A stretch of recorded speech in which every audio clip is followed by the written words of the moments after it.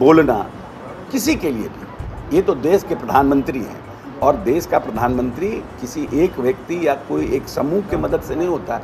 पूरा देश का अधिकतम जनता उनके पक्ष में रहता है, तब आदमी देश का प्रधानमंत्री बनता है। तो इस तरह की भाषा का जितना कड़े शब्दों में निंदा की जाए वो कम है।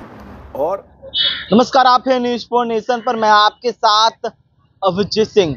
2025 बिहार विधानसभा चुनाव जिस तरह से नजदीक आ रहा है उससे वैसे बिहार की सियासत है वो काफी गर्माती हुई दिख रही है। जहां एनडीए के तमाम नेता हैं वो आरजेडी और कांग्रेस पर जमकर बरसते हुए नजर आ रहे हैं। जिस तरह से प्रधानमंत्री नरेंद्र मोदी के मां पर जो टिप्पणी की गई जिसको लेकर सियासत है वो काफी गर्माती हुई दिख रही है। जहां एक तरफ भारतीय जनता पार्टी के कार्यकर्ता हैं वो कांग्रेस प्रदेश कार्यालय सदाकत आश्रम के बाहर प्रदर्शन करते हुए नजर आ रहे हैं। लाठियां भी चलाई गई जिसको लेकर सवाल किया गया बिहार सरकार के मंत्री अशोक चौधरी से, तो बड़ा बयान देते हुए सामने आ रहे हैं और क्या कुछ कर रहे हैं पहले सुन उनकी बातों को।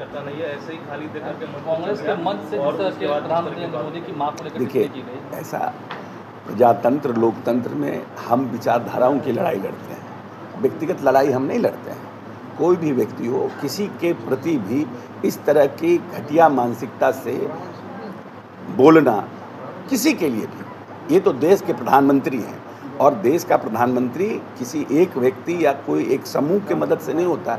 पूरा देश का अधिकतम जनता उनके पक्ष में रहता है, तब आदमी देश का प्रधानमंत्री बनता है। तो इस तरह की भाषा का जितना कड़े शब्दों में निंदा की जाए वो कम है।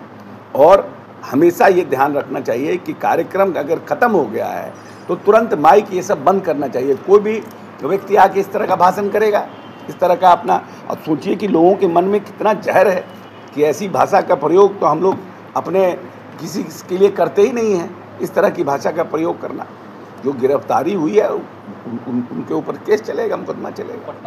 पटना में जो आज घटना घटी है, एक पार्टी के लोग दूसरे पार्टी कार्यालय में जाके घुस के तोड़ फोड़ किए, इसको क्या मारपीट हुई, ईंट चले, पत्थर चले। किसी भी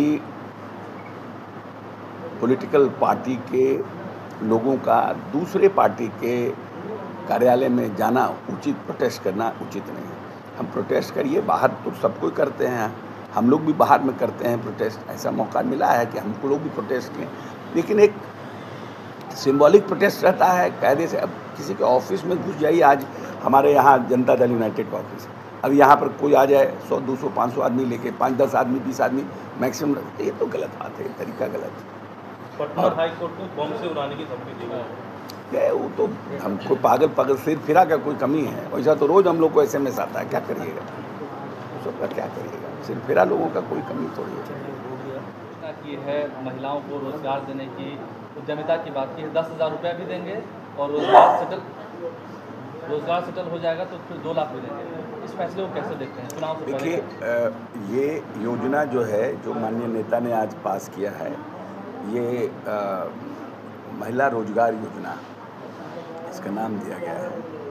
और इस रोजगार योजना में वैसे परिवार से एक व्यक्ति जो काम करने में सक्षम होगा, महिला जो भी, उस परिवार की एक महिला को अभी तत्काल सितंबर में 20,000 रुपया, आने वाले समय में 20,000 रुपया की राहत अभी राशि दी जाएगी और उनको एक्सप्लोर करने के लिए कहा जाएगा कि भाई कुछ और आप रोजगार कर सकते हैं, जो भी छोटा मोटा रोजगार कर सकते हैं, जिसके लिए सरकार आने वाले 6 महीने में 2 लाख रुपए तक का सहायता राशि देगी उनको, उनका आर्थिक सबलता के लिए। जो आधी आबादी है वो कैसे मुख्य धारा में जुड़े और मुख्य धारा में जुड़ करके उनको कैसे आर्थिक रूप से हम संपन्न बना सके, उसकी ये योजना है।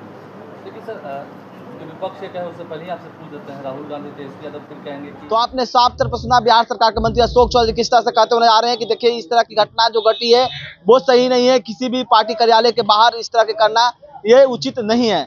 इस तमाम न्यूज़ के साथ नमस्कार।